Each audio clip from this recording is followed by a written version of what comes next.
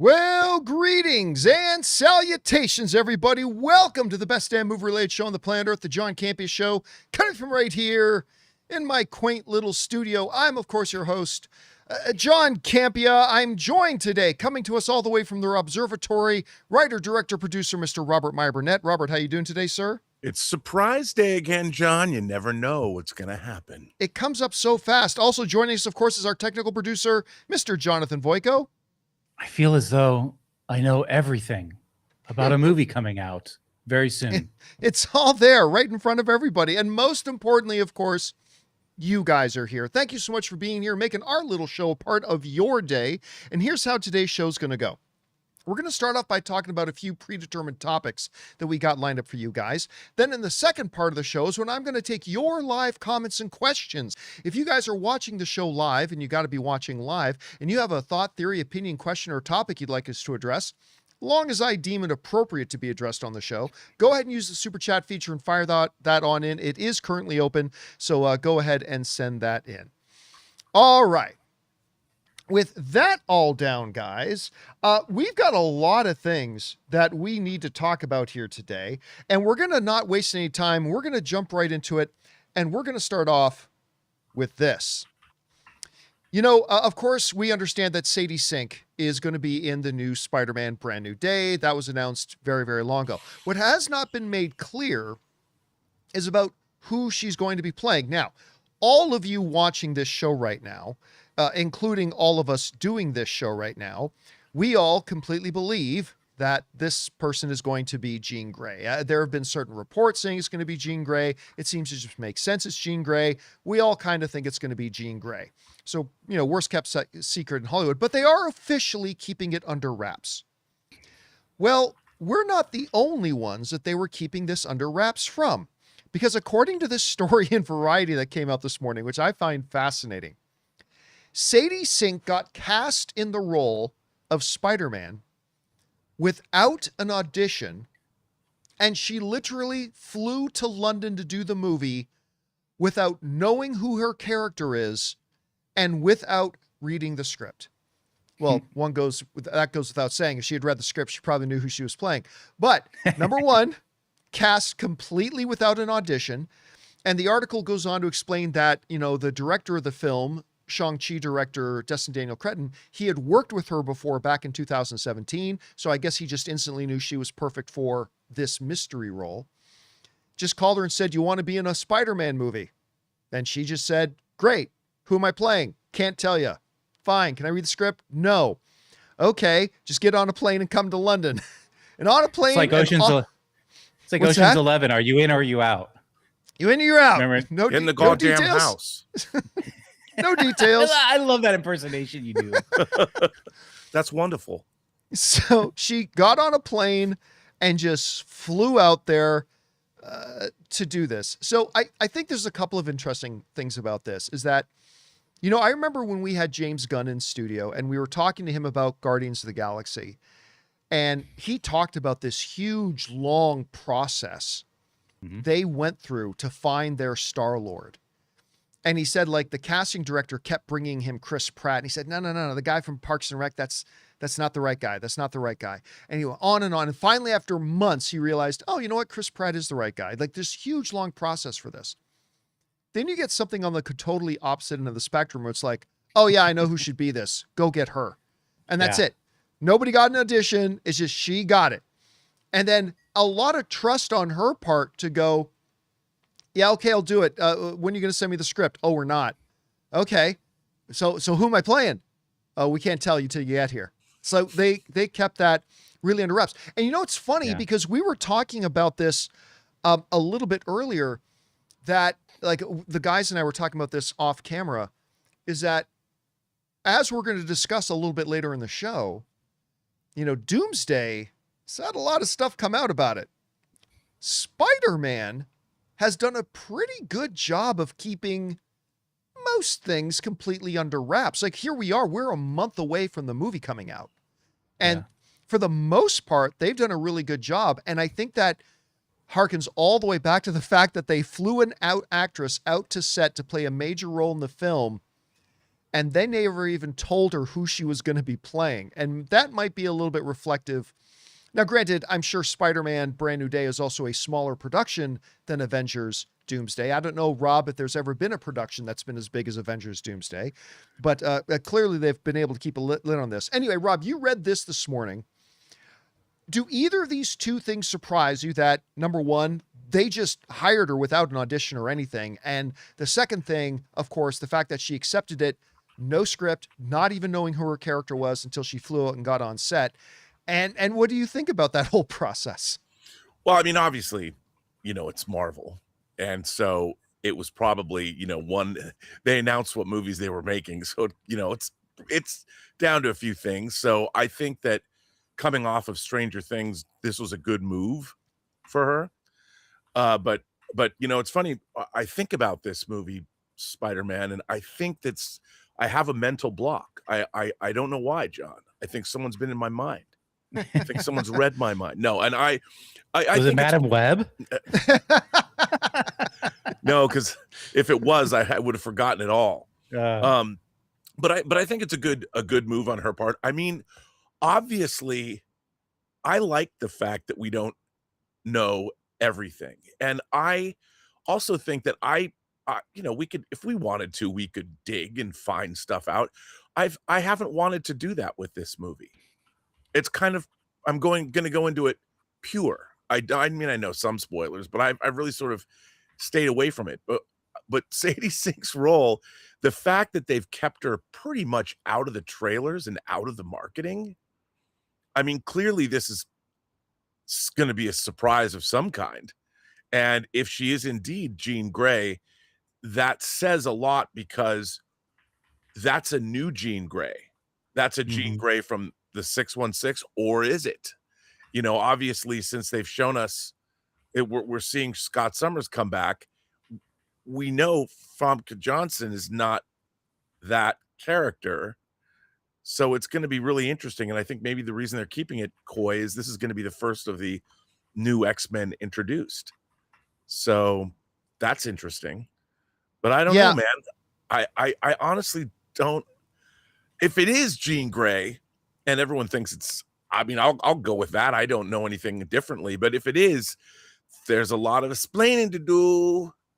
Yeah, well, I mean, whoever she is, like, just them bringing in X-Men characters at all. But that's actually one of the things that makes me even more, I'm already pretty much, as a fan guessing, I'm already 100% convinced that she's Jean Grey regardless. But them keeping her out of the trailers, that tells me, and I could be wrong, I could be totally wrong about this. What that tells me is that if they even showed her for 5 seconds, we would all know who she is. You know what I mean? And that to me suggests even more that it's probably Jean Grey, and that they're going in that direction, but could be wrong about that. Anyway, guys, question is for you. What do you think about this? Apparently Sadie Sink was cast for her role, which is probably Jean Grey, but we'll find out for sure in a month, without ever even auditioning, and she accepted the role and flew to London to go to set to start filming, having never read the script or even knowing who her character was at the time. Is that different? Like, have you heard about something like that before? Whatever you guys think about this, jump down to the comment section below and let us know your thoughts. All right, guys. With that down, let's move on to this, shall we? Well, it's the constant age-old battle. Good versus evil. Mac versus Windows. And of course, physical media versus streaming. Now, one of the things that has been one of the big problems with being a digital guy, which I am, I abandoned physical media well over a decade ago myself. How dare you? That's true. But I admit, one of the big potential downfalls and pitfalls of being a digital guy is the idea that at any moment, your digital provider, whoever it is, could remove those things. Whereas, nobody from Sony is likely, it's not impossible, but is likely to break into Rob's house in the middle of the night and go in and steal his third copy of True Grit and, sneak it away in the middle of the night. Whereas that how'd you know I had 3 copies of True Grit? I just guessed. I thought it was a pretty safe guess. Whereas with the digital stuff, they can do that. And we've had another example that rear its ugly head again, as it's being reported, this coming to us from Tech Radar. This should be illegal. Damn right it should. Sony is deleting over 500 purchased, it says movies, but it's 500 episodes of television and movies from PlayStation Store accounts, and it's the ultimate warning to buy 4K Blu-rays instead. Play has no limits, Sony says, as it stops people playing TV shows and movies that they paid to own. So here's the basic gist of it. PlayStation and Sony don't own these movies. They license them from, I believe it's Studio Canal. The ones in question here are films and television shows and television episodes that are being licensed from Studio Canal. Well, the problem is that their licensing agreement with Studio Canal has now expired, and they were not able to reach terms to renew it, which means Sony no longer has the right to provide those movies or television shows to their subscribers, to the people who paid money that didn't click the rent button, but clicked the purchase button. I will never. And now they're finding out that purchase is pretty much useless because Sony's not allowed to provide those movies to you anymore. Now, granted, this is only affecting people who buy their movies for some reason through PlayStation. I don't know why you would do that, but some people choose to do that. And it's only those episodes of television and movies that are directly connected to the Studio Canal thing. But still, there's a principle here that we understand now that, yes, you're actually buying a license that allows you access to watch it. But the whole idea that you did choose, instead of just renting to buy, you bought it, and you should have that available to you in perpetuity to watch. And I believe when Tech Radar says this should be illegal, I completely agree. Now, you might be saying, well, what's Sony supposed to do if Studio Canal doesn't re-up the license? Sony doesn't have the legal right to keep showing you those television shows and movies that you bought. Fair enough, but I believe the industry as a whole, guys, there are lots of laws that the government makes for consumer protection, right? That should be one of the main kinds of laws that governments pass, is to protect consumers. And to me, this isn't just a Sony issue. It's not even just a Studio Canal issue. This is an industry-wide issue. And I agree with Tech Radar. There absolutely, and I think I've said this on the show before, there absolutely should be laws in place that say, hey, if a consumer buys a movie, and even if you want to play semantics and say, well, they bought a license, okay, fine. Then they need to be able to access that license. Yeah. And if for whatever reason that the license between Studio Canal and Sony becomes interrupted, okay, maybe I accept that I can no longer access that movie through my PlayStation account. But since I did buy a license to that show, I should be able to access it wherever it now does reside. It should be law that this grandfathers in. It's like, okay, that's fine. Studio Canal no longer has deal with Sony, and now they're putting these TV shows on Roku. Great. I should have an exempt license to be able to now go and access that show on Roku or wherever it resides. This is a problem that has not come up often, but it has come up a couple of times now. We've had to talk about this on the show on a couple of occasions over the last couple of years. Granted, there hasn't been anything on a big wide scale, but this could be a harbinger of things to come. But before I throw it over to you, Rob, I need to throw in this but. Because I like big butts, and I cannot lie. You other brothers can't deny. Let me bring up this big but. The discourse I've seen online now revolving around this PlayStation thing. Even in the tech radar, it says, this is a warning that you should be buying 4K Blu-rays because nothing ever goes wrong if you buy a physical disc. Oh, you nailed it. It's true. Lies. That's pure fictional fantasy lies. Now, is this a problem with the digital purchase? Yes. Yes, it is. But let's not use this as a pretense to pretend like the fairy la la land of physical media where once you buy it, it's yours forever and nothing can ever go wrong. Because that's simply not true either. Let's go over into the classroom and take a look at this for a second.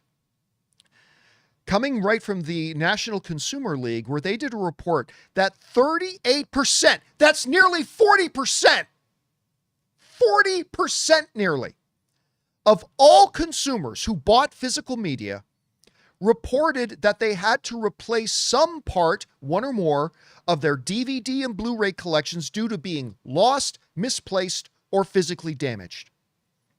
That number goes up to 45% if that household has a child in it. Can't imagine why. They also in the report said 12% of DVD and Blu-rays that get purchased never actually get put into a machine and played after purchase. And Rob, I'm going to go out on a limb, correct me if I'm wrong, but I'm going to bet, Rob, that somewhere in your collection is a few movies that you bought and have never actually played. Oh, look at those, still in the shrink wrap. No, these are in my cases. This is the 4K of Brian Bosworth in Stone Cold. And let me tell you, it's got a special case around it because this, John, is what they can pry out of my cold, dead fingers. That's all I can say. I mean, look, I got K-Packs here because, you don't K-Packs. How can I not live without that? I actually like K-Packs. 3 Oscars Coming Home with Jane Fonda. Revenge of the Pink Panther in 4K. Oh, I love that. I showed that to Anne for the first time. Look, man, I got the Stoned Age from the Stoned Age from Lisa Stevenson at Lionsgate Limited, and Nightlife with Ben Cross. Come on, dude. And these all that you haven't played yet? They are new. Yes, they are new. Okay, but I'm willing to bet, because you have such a vast collection, that you probably have a number of pieces in your collection that have probably never seen the inside of a DVD player. Oh, that's true. But let me keep going with the data here for a minute before we go on. So 12% of DVDs, Blu-rays never get played. 22% never get played more than once or twice. And then, of course, you guys remember this from the New York Times. Remember, Warner Brothers had that issue that happened a few years ago where not over 300 DVDs, over 300 titles, millions of DVD copies that got sold failed due to premature disc rot. That happened. Game Factor reported, they published a survey showed that out of all their readers reported that over 600 various titles, began suffering errors and playback issues. On top of the fact that, obviously there is a location restriction to physical media. You know where I watch the majority of my movie collection? I watch it on the road when Ann and I are on road trips and she's driving and I got something to watch, or when I'm visiting the Campea Ranch, or I'm in a hotel, or we're taking trips in the van. If I had a physical collection, I could never do that. Like, you're just stuck watching it wherever it is at the time. You can't bring it with you. The physical space that it takes up, like all that stuff aside. The point is that statistically speaking, this is not opinion, this is data fact. Far more people, infinitely more people, have lost access to some of their physical media collection via misplacement, lending, damage, disc rot, or had never ever just eventually got around to watching in the first place, than have ever remotely lost access to their movies in digital format. Like, I'm sorry, but that is a statistical fact. I, as an individual who has been collecting all my movies digitally for probably about 12 years now, I can confidently tell you I've never lost, misplaced, or had damaged any single one of my movies. None. I can't say that for a lot of my friends who have physical collections, but I can say it. And so is this thing a problem? It's absolutely a problem. And laws need to be made. Absolutely, laws need to be made to protect consumers that when you buy something online, you should be able to access that license if it goes from one service provider to another, and somebody in the government needs to have the balls to make that happen. Because situations like this one, where Sony and Studio Canal, they don't have their license anymore, this will happen again. It's not going to happen daily. I don't even think it's going to happen yearly, but it will happen again. And I think there needs to be laws in place because, Rob, as a big proponent of digital media, this is a problem. This is a big issue. I would say it is the number one problem with being somebody who collects physical or digital media, and it's something they absolutely have to address. Anyway, Rob, you are one of the fondest collectors of physical media yourself. Fight Club, dude. Steelbook. Come on. So what do you think about this issue here? Is it too much to think there should be laws passed to protect consumers on this? What do you think about this particular issue? Should Sony have been able to do more? I don't know. What do you think about this whole thing? Well, the idea about licensing is definitely a real issue, but it's also a real issue not just for who has the rights to distribute something digitally, but films have changed hands. For instance, I mean, look at what Ryan Coogler, he made a deal with Sinners. Yes. How Sinners reverts back to his ownership. I remember, I haven't talked to Brian about this, but Brian Singer told me that the rights to Usual Suspects reverted back to him. Like he owns the negative. So if anybody wants to put it out, they have to go to him. But this also happens from studio to studio. Like Studio Canal owns a lot of, like, I think they got the Carol Co library. So they own it all. So like when Lionsgate put out Basic Instinct in 4K, when Lionsgate Limited did, they licensed that, or they got that from, they have a deal with Studio Canal. So movies do change hands through distributors some of the time.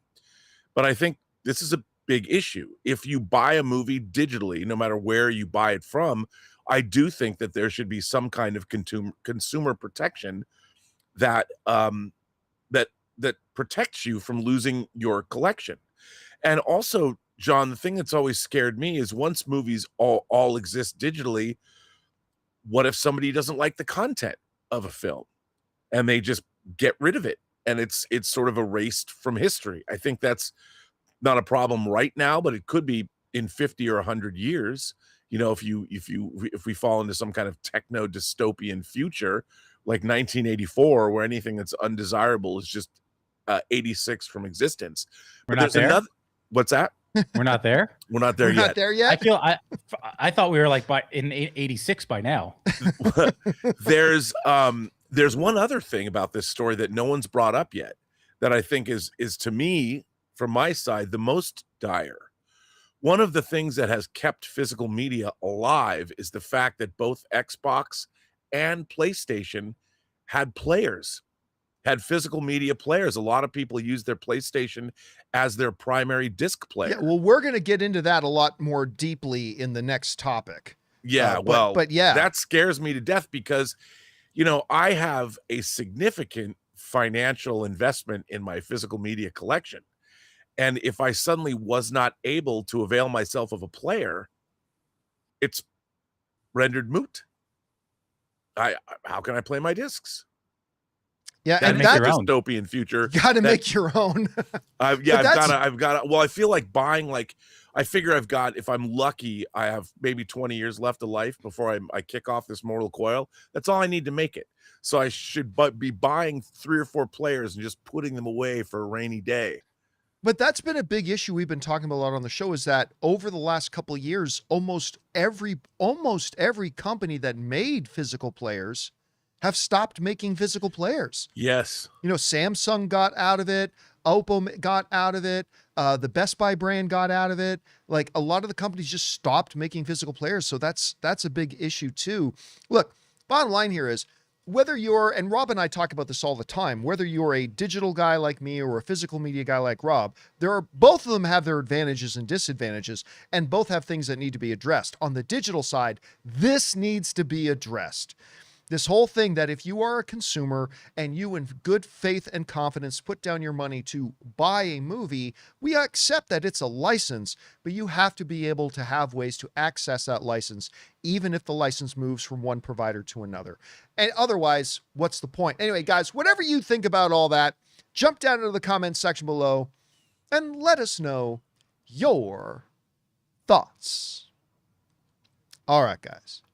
With that down, let's move on to this, shall we? Speaking of PlayStation and physical media, pretty soon, according to a new story here in Deadline, you're not going to have to say those two words, those two phrases together anymore.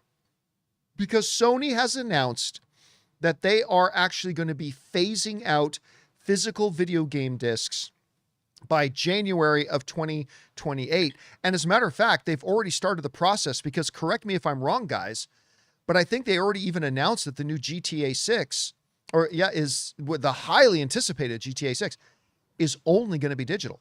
Apparently, they're not going to be. Yeah, they have. Yeah, they announced they're not going to be. And you can selling already discs pre-order it, John. Yes, you can. You can already Why would you pre-order ever, it. What's that? Never pre-order a game. Why would you pre-order for? There's no point to pre-ordering a game, especially a It's digital. very copy. hard to get, dude. Come on. Digital copy. That doesn't make sense. Maybe for a few hours. You know how many people are going to download that game? That For a is the few hours. Avengers Doomsday of video games. But unlike physical, where you'd have to maybe wait weeks for supply to get caught up, that's what I mean. You might have to wait a few hours, right? Crash so servers, that's all baby. coming, but it's not. That's just the beginning. They are phasing out all the physical media. They go on to say this over at Deadline. Sony PlayStation Wednesday said it plans to end production of new video game discs, a feature of the media and entertainment landscape for nearly 3+ decades, by January of 2028. The decision, laid out in a company blog post, follows a recent announcement from Take-Two Interactive Rockstar Games that its long-awaited title, Grand Theft Auto 6, will be digital only. Steady declines in physical game disc sales mirror the patterns in home entertainment and music business. Vinyl records have been a bright spot, however, staging a big comeback for music labels and topping $1 billion in sales last year for the first time since 1983. Netflix wound down its DVD mail service in 2023.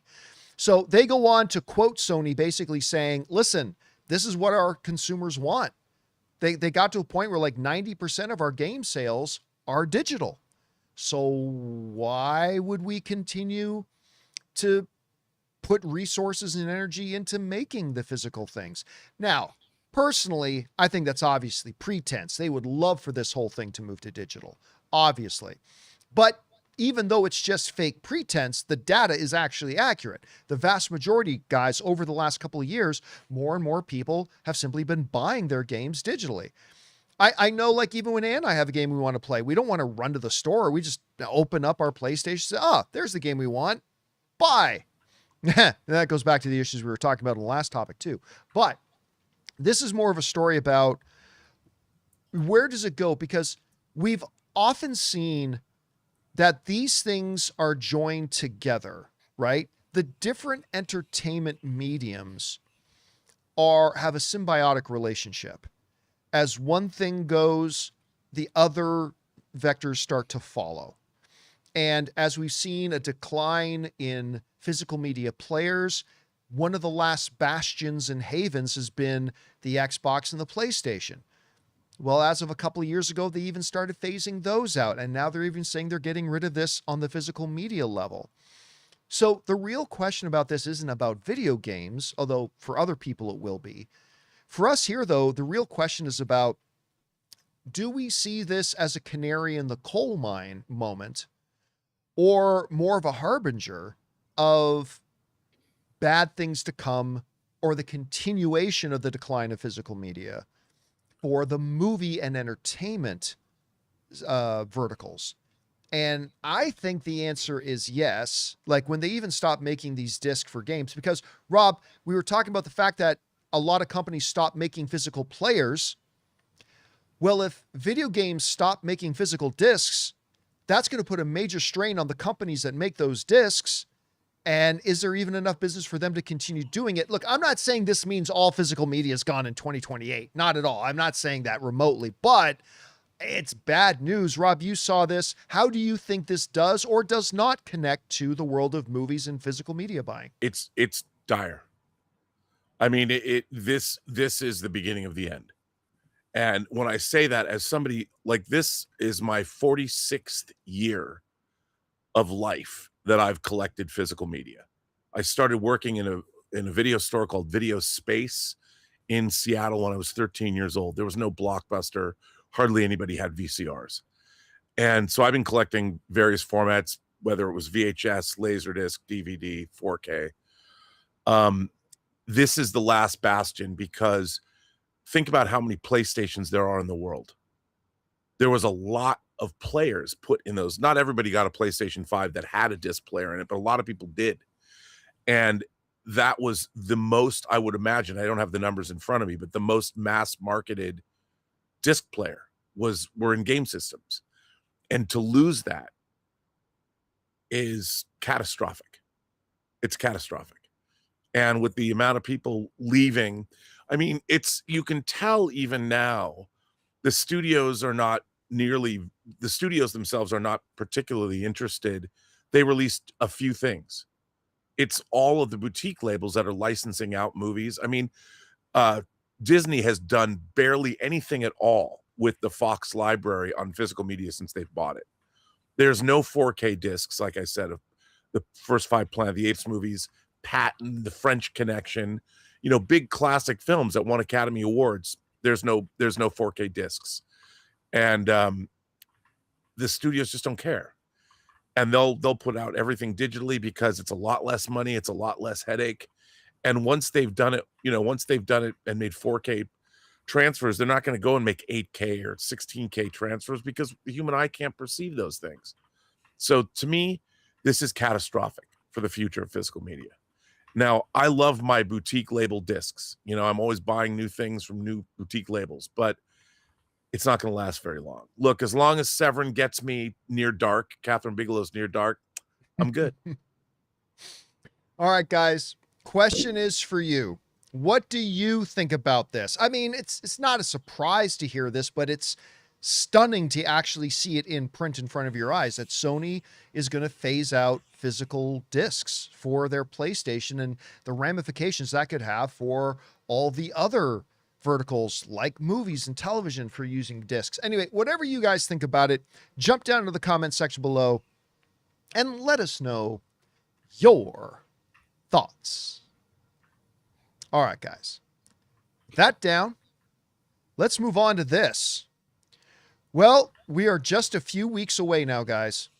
Just a few weeks away from the Odyssey finally coming and hitting theaters. Now, like a lot of people, I've been excited to see the Odyssey because it's the new Christopher Nolan film. Christopher Nolan has literally never made a movie I didn't at least somewhat like, going all the way back to, my favorite film of his, Insomnia, or going back even before that, like films he made before that.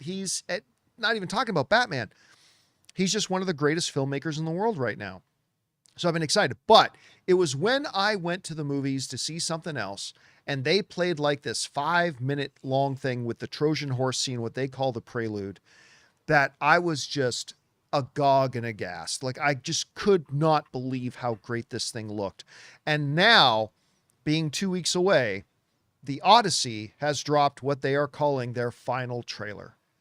Now, I still assume we're going to get some more TV spots and whatever, but the final big trailer. Now, this new final trailer does contain a bunch of footage in it that we've already seen, including what I believe to be a very spiteful Christopher Nolan.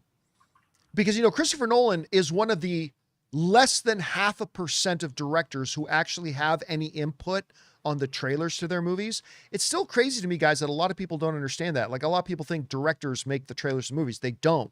As a matter of fact, in most cases, directors don't even have any say in how the trailers get made. But Christopher Nolan is one of the very, very, very rare exceptions to that.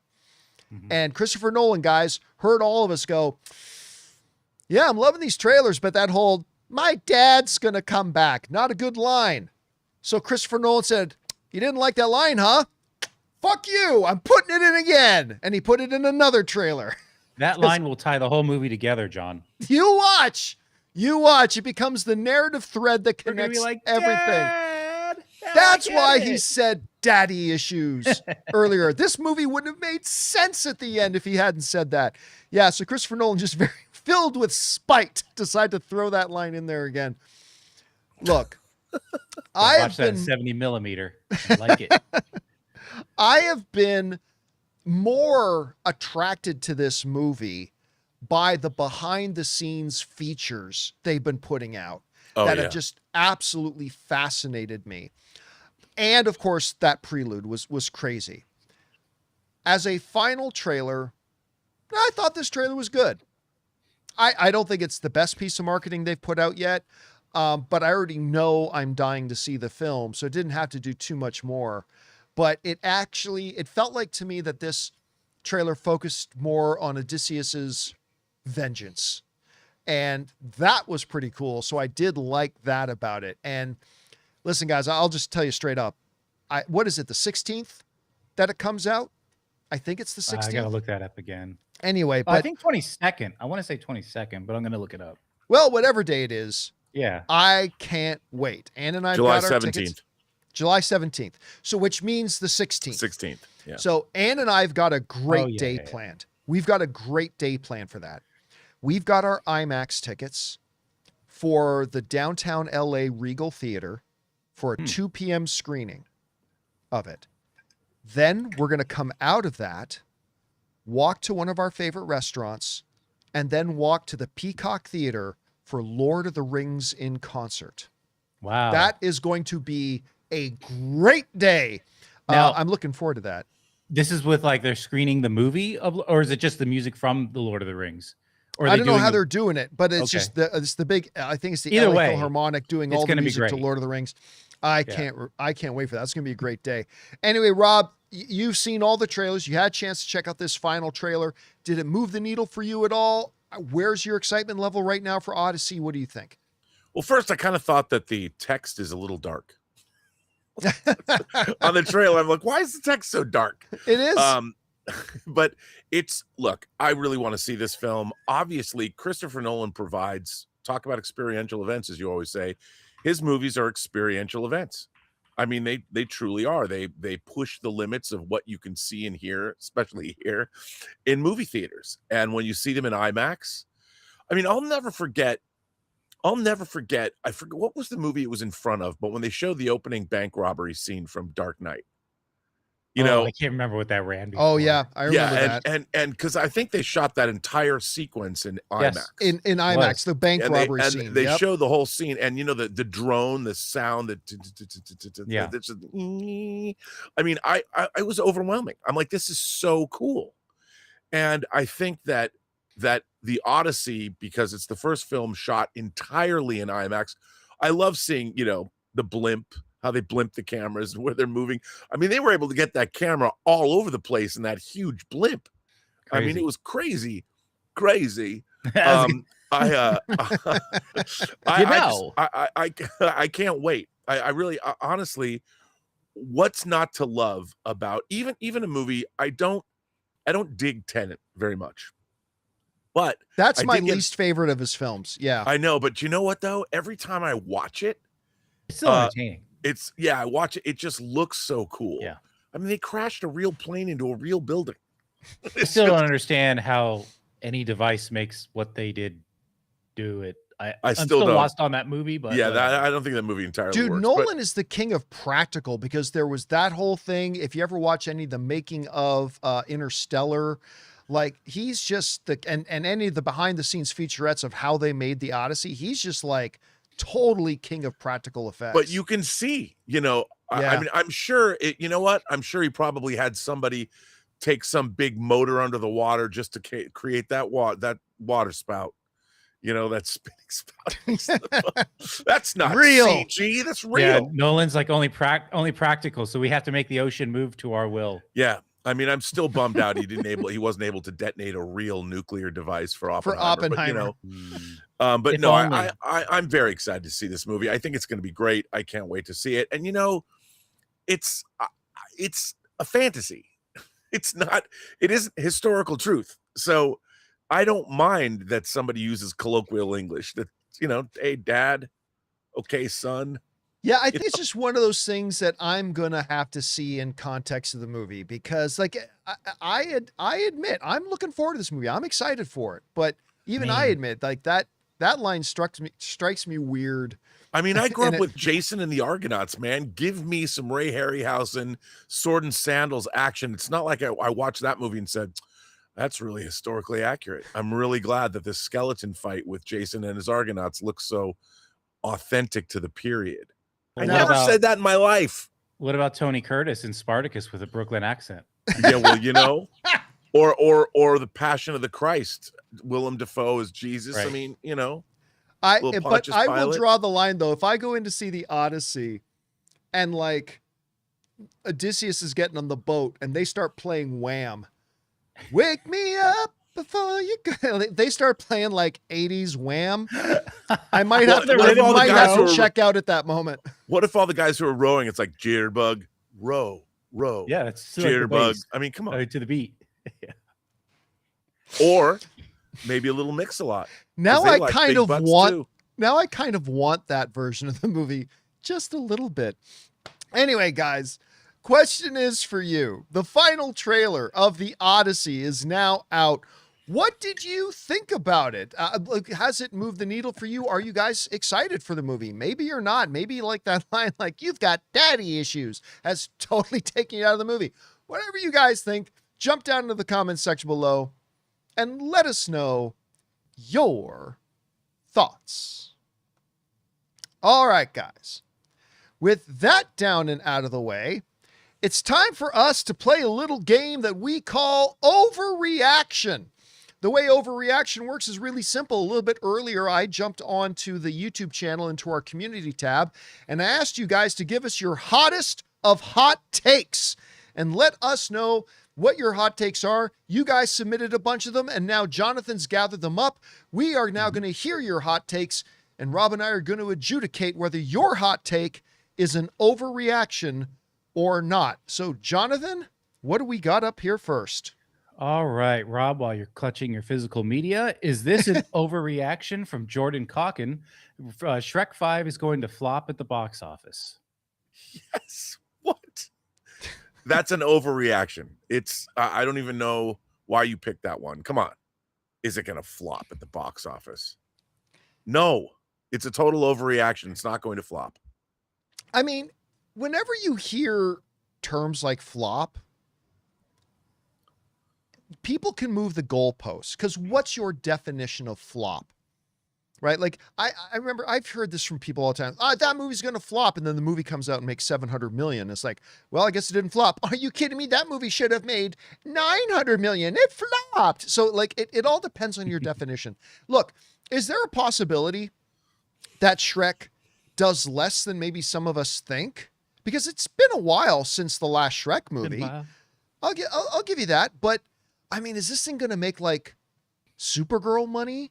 Is Shrek going to make $300 million? No. I wish I could make Supergirl money. Yeah, I wish me too. But I mean, is it? No, it's going to be big. I'm not sure how big, but it's definitely going to be big. I'll say this. I may not know how big it's going to be, but it definitely is not going to flop. So I will call this. I will agree with Rob on this, and I'll call this an overreaction. All right, Jonathan, what do we got up next? All right, John, over to you. Is this an overreaction when we hear from Jack Turner filmmaker Clayface makes more money than Supergirl? Oh my God. Look, you know, I've never thought Supergirl would make that much money. It's a derivative secondary character. But if you had asked me 2 months ago, I would have like absolutely maybe even laughed at you and said, that is so clearly an overreaction. 2 things have happened since then. 3 things have happened since then. Number 1, Supergirl did not end up being nearly as good as it should have been. It's a bad film. Number 2, it underperformed really badly. And number 3, I'll actually say there are 4 things. Number 3, the trailer for Clayface is awesome. Yeah. And number 4, movies like, Obsession and stuff like that are doing quite well. And, you know, I think something like Clayface falls more under that category. Look, Clayface is not going to make $400 million. I don't believe it all.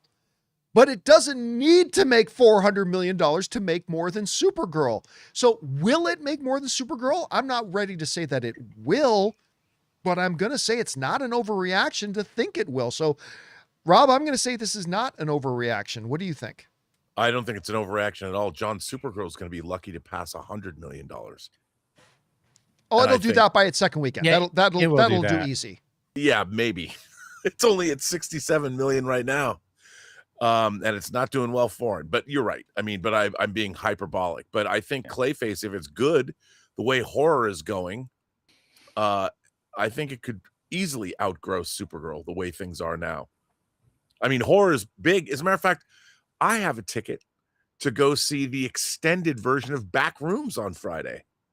Yeah, I heard about that. Really? Yeah, they're adding like another 17 or 18 minutes to it or something like that. And this guy's going. I already got my ticket. Yeah. Somebody, by the way, somebody in the live chat is saying, John, you were saying after Superman a year ago that Supergirl has the possibility of making upwards of 450. Yeah, I would have said that 2 months ago too. I totally believe 2 months ago. I think, Rob, yeah, it had the potential to make 450 depending on how good or bad it was. Yeah. I mean, I don't know why. I never thought it would make like big money, but I thought it could have made 450 at the time. I still would have thought that a few months ago. For the record, we all thought that because we're talking about momentum, and we all qualified it as if it was received well. Well, this isn't a gotcha moment because we said if it was received well, which it was not. Yeah, I also thought Supergirl was going to be really good, and it's not. It's a bad film. So people are always dinging us on the show. I'm always getting, it's not a gotcha moment. Sorry, you can try. $1 billion movie. I'm like, I said that because I hadn't seen it yet. It hadn't come out yet. We're talking about the possibility of something being that way. We don't know. We're not, I'm not the Oracle of Delphi when it comes to box office. If only they sent those gotcha moments in a super chat. Yeah. Anyway, so both of us are unfortunately going to say that, no, it's not an overreaction to think that Clayface could now actually end up making more than Supergirl, something 2 months ago I would have laughed at you for saying. Anyway, all right, Jonathan, what we got up next? I'm laughing at your superior intellect. Nice. All right, we're over to Rob here after that Star Trek reference. Is this an overreaction, Rob? From Luke Tanner. Lanterns needs to be next level great for the DC, or the DCU is in trouble.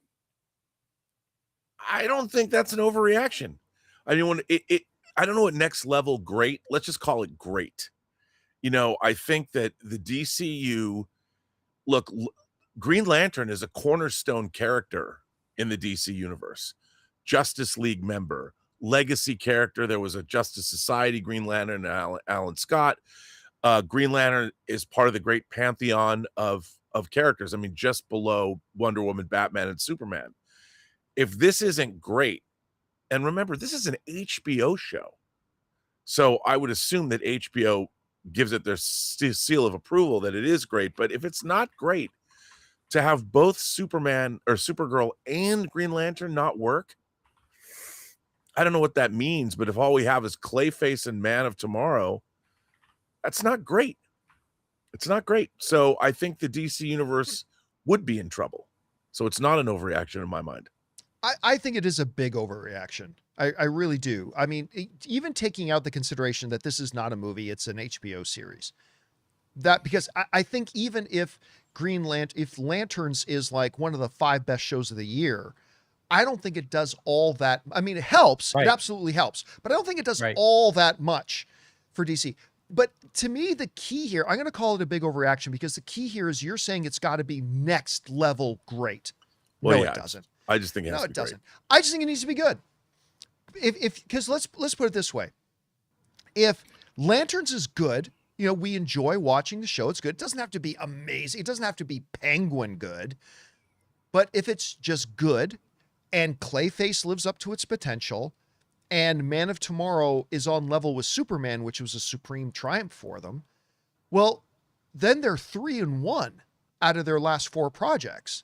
They'll have Superman, which is great, Supergirl, which is not great, Lanterns, which is good, Clayface that is hopefully good to great, and hopefully Man of Tomorrow, which is hopefully good or great.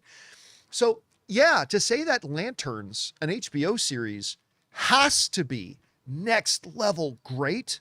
The No, viewership numbers I disagree. don't justify that. The viewership numbers don't justify Yeah, that. I mean, HBO just doesn't have enough subscribers to even make that. So again, even it's the best show in the world, I don't think that saves the DCU either. But I think if the show's just good, somewhere between good to really good, we're fine.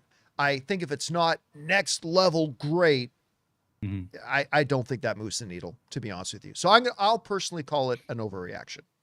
All right. What do we got up next? All right, John, keeping over to you here. Is this an overreaction from Big Cope? The Batman 2 makes more money overall than Man of Tomorrow. I'm not quite sure how that's a hot take. When has a Superman movie ever made more than a Batman movie? That's actually a good point.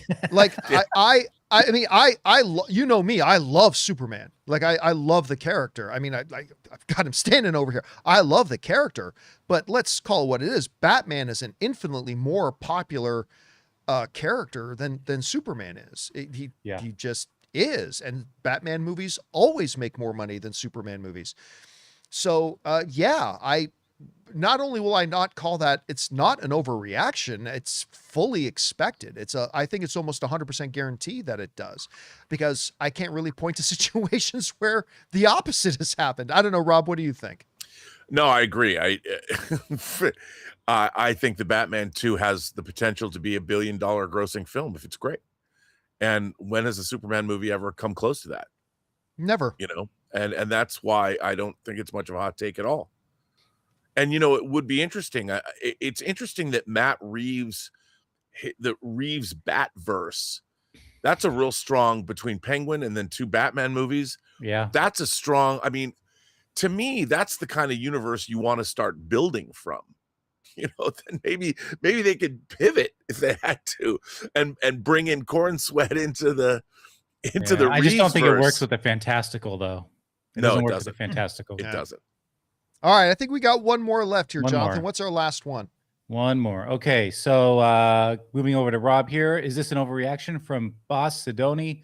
Obsession will have more impact on the industry than Get Out. Oh, I think that's absolutely true. Only because you now have the industry is now looking to other places for talent that they weren't really looking for before. You know, everyone's scouring YouTube. They just announced Zach Kreger and I forget who else, 2 filmmakers, Zach Kreger, they're making a film. They're writing a script about another creepypasta. So I think absolutely. I think that young filmmakers and these films, in terms of making movies for a lot less money, and I mean, it's not always going to work, but I think absolutely that's true. I'm going to call that an overreaction. And the reason I'm going to call it an overreaction is because of the same legal doctrine of fruit of the poison tree. What I mean by that is this.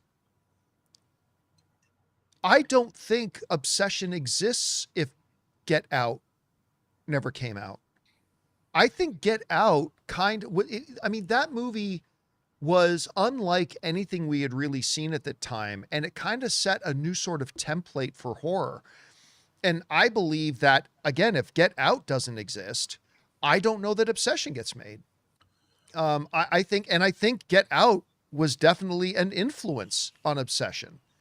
So if Obsession itself is influenced by Get Out, then whatever gets influenced further on down the line gets drawn all the way back to Get Out. Now, I'm not going to sit here and say that I think Get Out is better than Obsession or Obsession is better than Get Out. I think they're both really great movies. I enjoy them both. I also have a few issues with both of them. I think I might have to do another fireside chat tonight where I talk about the problems I have with Obsession, because I do have a couple. I love the film, loved it, but I do have some nitpick issues with it that I should talk about later. But yeah, I mean, they're both great, but again, I think it kind of all goes back to Get Out. So I'm going to say that calling Obsession more influential moving forward than Get Out, I'm going to call that an overreaction for now. I have to say one thing, though, that Get Out and Curry Barker talks a lot about his big influence was Hereditary. And I would which say, was that's another big one. Absolutely. and that was they came out within the same year. And I would say that this film owes more, that Obsession owes more to A24 overall than it does to Get Out. I can't believe neither of you have mentioned Pooh, Blood, and Honey. Well, clearly that's on a whole different level. Yeah. Completely. You're right. It's a completely different level. God, man, I totally had put that out of my head that movie even existed. But I do think, though, the new wave of horror, which Get Out is definitely a part of, that they're obviously, and Curry Barker talked about how Hereditary was the single most, but it's definitely, there is a movement in horror. And I would add to it, other people like Zach Kreger is not spoken of in the same way that these new characters are, these new guys are, like Kane Pixels and Kane Parsons and Curry Barker, but he should be, because he came out of the YouTube space and doing sketch comedy the same way that Curry Barker did. And so I think that there's a new wave, and Jordan Peele, that was his first feature too. So there was a new wave of filmmakers that surprisingly came out of comedy and went into horror. And I think it's really great. And I'm here for it, man, because we're definitely in a renaissance of horror right now. I think it's off that point, just box office wise, I wanted to point out, I think it's really interesting that, and this is just domestic, Obsession is yet to have a sub $1 million day. Isn't that crazy? Yeah. And by the way, it has now passed Sinners. Yeah. It's made more money than Sinners made. And what an acquisition. Focus Features paid $15 million for it at Toronto. Yeah. Wow. You think they're happy about that? What a score. Now, to be fair, for every one of those types of situations, there's 10 others where it doesn't work out as well. But I mean, what a great thing, and so well deserved. But that, you've seen things like, there's been some, like Undertone was a movie that was made for, I think, a little less than $1 million. And now that obviously that didn't do the kind of numbers, but it still was respectable. And the fact that these call them micro budget horror films are getting theatrical releases and doing quite well. Mm-hmm. I mean, I've seen so much horror, Hokum, Leviticus, Exit 8. There's been some really great stuff that's come out that's really respectable. And I want to see more filmmakers take cracks at these micro budget movies and get them theatrically released. I think it's great for the industry. All right, guys. And that will wrap up today's little session of Overreaction. Thank you to everybody who submitted their hot takes to us. Keep your eyes open on the YouTube channel and the community tab. We don't keep them up for long. They're kind of there, then gone, like a fart in the wind. But the next time we put out a call for submissions for your hot takes, and maybe you'll see your hot take on the next session of Overreaction. All right, guys. We were going to go on now and talk about, since it is now officially halfway through the year, we were going to talk about our top 5 favorite movies of the year so far. But we're not going to do that because we're running overtime. So we are going to save this topic for tomorrow. So tomorrow we will discuss our favorite films of the year so far. But for now, we're going to move on to our final topic here today. And that topic is this.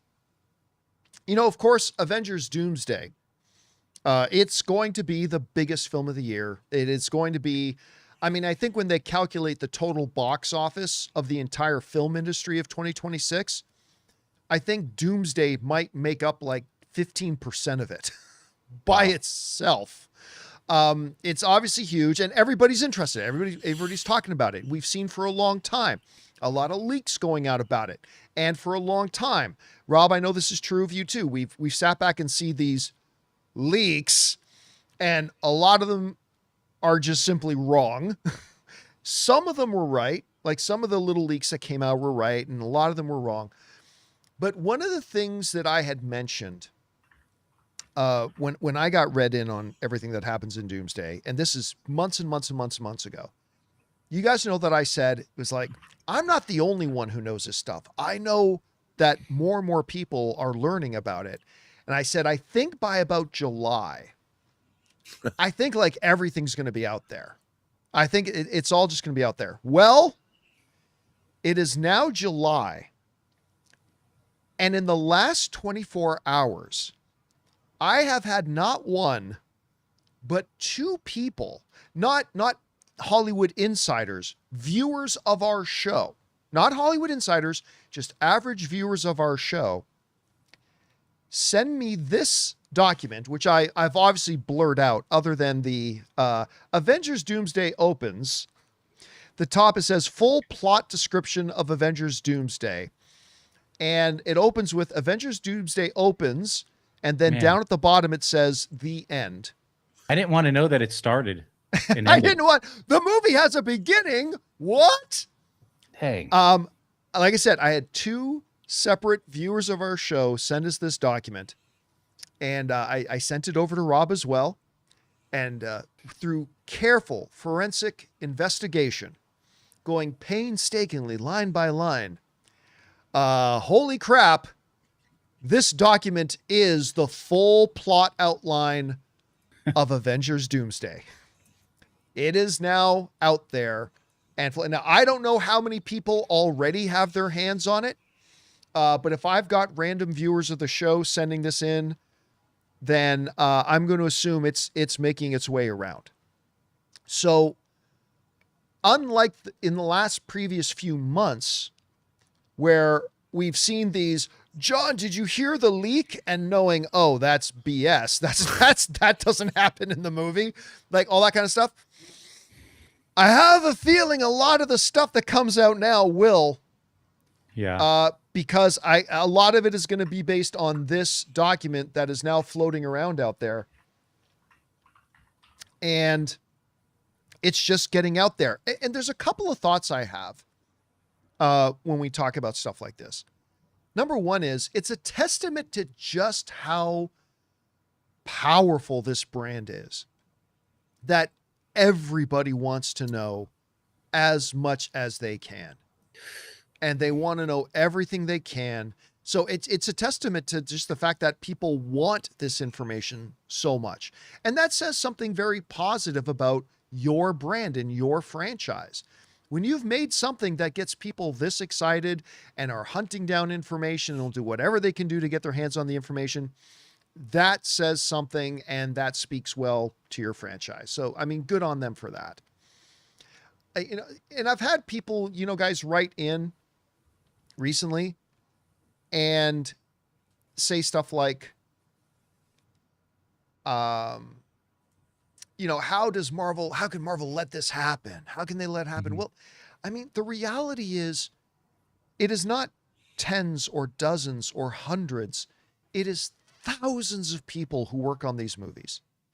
Thousands of them. All of them with global audio communication devices in their pockets. And to be honest with you, the question I ask isn't, how does Marvel let this stuff leak out? The question I generally ask is, how the hell did they stop more from not getting out? Because to me, it's an amazing thing that they're able to keep it, as much of it a secret. Rob, we were just talking about Spider-Man. Spider-Man Brand New Day. There's surprisingly little. I mean, there is information out there, but it's not spread as much as you might think it would be now, just being a month away from the movie coming out. So it's kind of fascinating. But I want to give a word of comfort. Gather ye round, and let me speak unto thee soothing words of gentleness. I wish I had that music we used before. Do, do, do, do. Yes. It is story time. I got to bring back story time, by the way. I know, that was awesome. Yes, we will bring back story time sometime soon. But for now, I know there are probably a lot of people out there, probably many of you guys in the live chat right now, who are now freaking out and kind of stressed out that you're going to get Avengers Doomsday spoiled for you before the movie comes out. I wish I could sit here and tell you, don't worry about it, you probably won't. Because that's not true. I think the reality is, with it only being July, it's going to be almost unavoidable. It's going to be almost inevitable. Unavoidable. It is inevitable. I will, though, say this, is that I really don't think knowing, as probably now hundreds of thousands of people know what Rob and I have known for a long time now. And Rob, one of the things that we said ages ago when we first went is like, because people would say, doesn't that ruin the movie for you? I'm like, if anything, I am more excited now to see this movie. I am more excited to watch this movie. You think the people who read the Harry Potter books is like, oh no, now I can't enjoy the Harry Potter movies. Nah, pretty sure they did. Do you think anybody who has the simplest understanding of history was like, well, I don't know if I can watch Oppenheimer now because I know what happened? No. And that's the feeling I had, Rob. Did the bomb work? Yeah, do they actually end up blowing shit up at the end? I hear it's what sunk the Titanic. Do you know James Cameron actually did build a boat? Anyway, so what my soothing and calming words would be to those of you that, yes, you're right to worry that you're probably going to have stuff about the movie spoiled for you. But at the same time, all I can tell you is that I don't think it's actually going to lessen your experience when we watch the movie or take away any of your excitement from seeing it. If you're anything like us, and we're just normal film fans like you guys, I have a feeling it's only going to make you even more excited to see the movie. And not everybody's the same. Maybe that'll be true for some. Maybe that won't be true for others. But I don't think you have to worry too much about it. The information's out there now. And it's going to now start spreading very quickly. It's going to start getting very, very quickly out there. So I do think it's going to be very hard to shield yourself from it. But if you are unable to shield yourself from it, verily I say unto thee, I do not think that means like the game is over or that hope is lost. So I don't know, Rob, I sent this on to you. You saw it with your forensic deep study and deep dive. You have confirmed that this is also real. Why you got to spoil it? You had to send that to me and it spoiled everything. Anyway, what stands out to you when you see stuff like this now out there? Well, I purposefully shielded myself from Avengers Endgame spoilers. I had to. I mean, you could there. It was all spoiled. It was all online. I purposefully did not allow myself to know what happened in Endgame. And I have to say, the very opening sequence with Hawkeye. Oh, so and good. then how it went into Traffic's Mr. Fantasy over the Marvel logo. Those two things I had no idea that they were coming. And just that scene and that piece of music, those are filmmaking things. That's not even a plot point. Just seeing Hawkeye, just that, the way it was presented, that to me was incredible. And I'm watching this, and the thing that struck me about Doomsday, the things that we know, I was thinking to myself, even though knowing everything, I just kept thinking, what does this look like? Knowing what's, I've been thinking about this since last year. I can't wait to see this movie just to see some of the things that are going to happen. Like, what does that look like? And I literally was, what kind of music this is what I'm thinking about the movie. What is going to go over the Marvel logo? What song? Or is it score? Or is it nothing? I mean, I think the thing with these Marvel movies is that even if you know everything, especially with the Russo brothers, how it's put together is the joy of it all. And like you pointed out, Harry Potter reading a book, I read a lot of screenplays. I had read the screenplay for Hunt for Red October before it came out, and I'd read the book.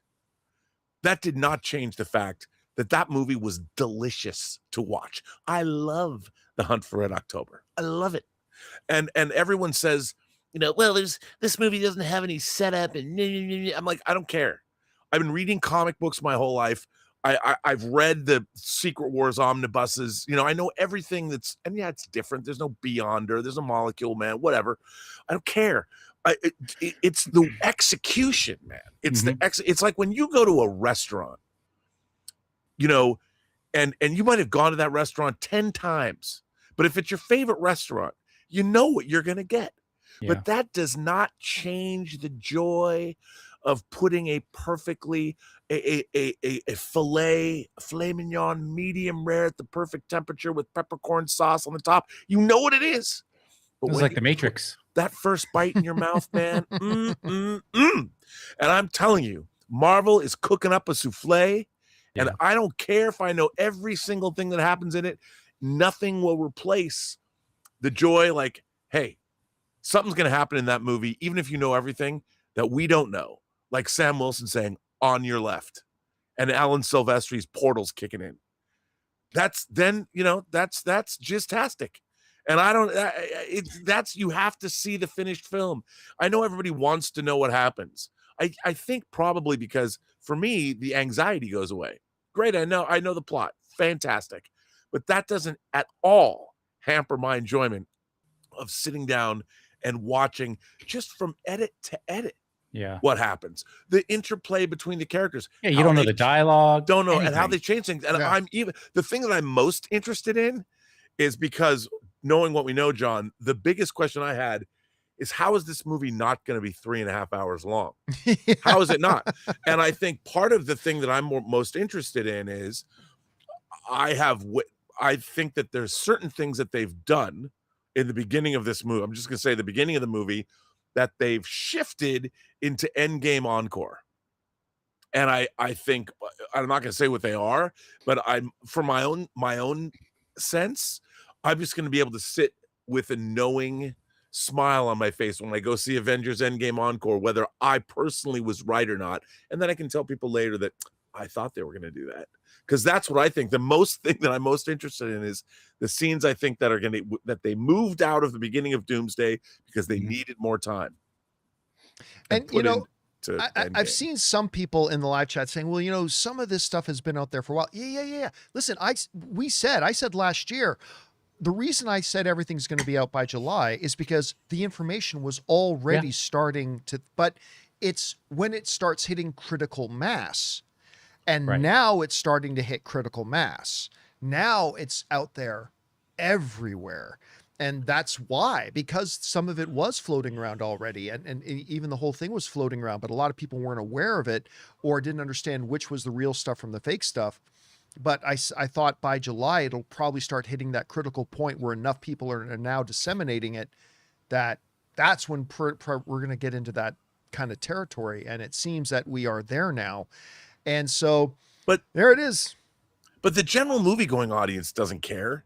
They're the only we in this landscape of covering movies in the YouTube space and all that. And we're the voracious fans that every piece of information that you can get is like, give me more. But most people aren't that way. I guarantee you that when you sit down to watch this movie on Doomsday, usually, but if you see it with an audience full of people, they're going to be shocked. They're going to be delighted. They're going to say, holy, it's going to be, because I know how insane this movie is. Mm-hmm. It's going to be, I can't imagine knowing what's coming. I've been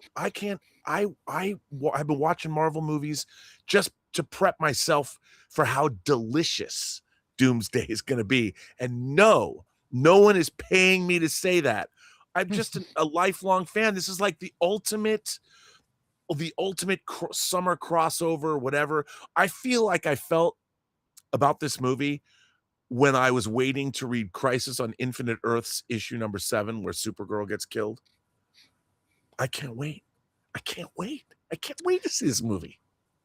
All right, guys, the question is for you. What do you think about all this? Again, since some of you guys are the ones that sent that to me, I'm sure a lot of you guys have probably seen it already, and it's going to be out there a lot. And we're not just a few weeks away from the movie. We are months and months and months and months away. It's going to be a very difficult minefield to try to avoid all the spoilers, I suspect. Anyway, guys, whatever you guys think about all this, jump down into the comment section below and let us know your thoughts. All right, guys, with all that down, we're now going to move over and start taking the live questions that you guys have been sending in. But before we do, we're going to bid good afternoon to, of course, Robert Meyer Burnett and Jonathan Voico. Great job, guys. We'll talk to both of you again tomorrow. Doomsday. It is coming. All right. Thanks a lot, guys. All right. And you guys will just give me a moment here. Are we back on? I hope we're back on. Let me know if we're back on. I meant to hit the stop recording button, and I inadvertently hit the stop streaming button on my machine, which my bad. Sorry, everybody, about that. So I hope I did. Yeah, that's what happens when you're trying to host the show and operate the show all on your own. All right, guys, let's get over to your live questions here, shall we? And just so you know, I have turned off the super chats. I did turn them off a little bit ago, so they are off now, but we've got a bunch of them in here. So let's get over and start addressing them. We're going to start with Trevor West, who writes, I know you talked about after shows and that you probably need Ann on board. By the way, I don't know why people always spell Ann with an E. Ann does not have an E on. My Ann does not have an E on. It's just A-N-N. Anyway, that you probably need Ann on board too. I would be excited for her input on the Harry Potter series. Oh yeah, I don't think I'd be able to get away not doing a Harry Potter series after show and not having Ann on it. Like, I think that's going to be one that Ann insists on. So that one, I feel pretty comfortable that one will happen. That one will happen. All right. Next up, we got Cutter Hale, who writes, my top 5 of 2026 so far: 5, Jackass 5, 4, Is This Thing On, 3, In the Gray, 2, Disclosure Day, number 1, Project Hail Mary. It's a good list. I was a little disappointed with Disclosure Day. I'm going to be honest. Steven Spielberg is still the greatest of all time by a miles. Like, no one's even remotely. I don't care whatever name you say. It's miles behind Steven Spielberg. That said, I was kind of disappointed at Disclosure Day. I didn't think it was bad, but I was kind of disappointed with it. But I'm glad you loved it that much, Cutter Hale. All right. Let's see. Next up, we got Animesh, who writes, 1 of 3, I believe we are overlooking a possible key factor in Spider-Man Brand New Day's success, the overall movie-going momentum. Yes, less people were going to the theaters, but since last year, we've had a series of successful WB films, Zootopia, Superman, and this year we've had Project Hail Mary, Obsession, Mario, Toy Story, Michael, and also Odyssey will be out there by then, which can bring in more people for Brand New Day. All that is true, but there have also been box office disappointments, like Supergirl. Supergirl didn't deserve any better because it's not that good of a movie. Anyway, so yes, there have been some really well-performed movies. And look, we are absolutely recovering and seeing a return to pre-pandemic numbers. But we're not there yet. Statistically speaking, there are still fewer people going to films today than there were a number of years ago. And while it is better than it was 2 years ago, it's still behind. So I'd say that the drawback has been mitigated, but it's still a bit of a drawback there. Hopefully, though, we'll see huge number. I mean, it's, again, we're talking about the discussions right now that Spider-Man could be making $250 million opening weekend. In perspective, we talked about this yesterday. Only 9 movies in history have ever made over 200 million on their opening weekend.